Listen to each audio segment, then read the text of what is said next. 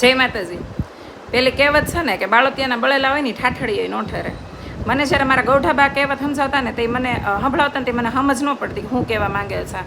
પણ ઘણી બધી એવી છોકરીઓ હોય, છોકરાઓ પણ હોય કે જે બાળપણથી જેના માતા પિતા વયા ગયા હોય એટલે બાળપણથી જ હેરાન થતા હોય એને આ જીવન સ્ટ્રગલ કરવાનું, સંઘર્ષ કરવાનો, મેણાટોણા સાંભળવાના અને પોતાની જાતને સાબિત કરવાની, પ્રૂફ આપવાના, આમાં પોતાનું જીવન જતું રહે છે. ને નથી સારું બાળપણ જીવી શકતા, નથી સારી જુવાની કે નથી એના ગળપણમાં પણ સુખ આવતું અને મરે તો શાંતિથી પોતે છેલ્લો શ્વાસ નથી લઈ શકતા. આને કદાચ કહેવાતું હશે કે બાળોતિયાના બળેલા ઠાઠડીએ ન ઠરે.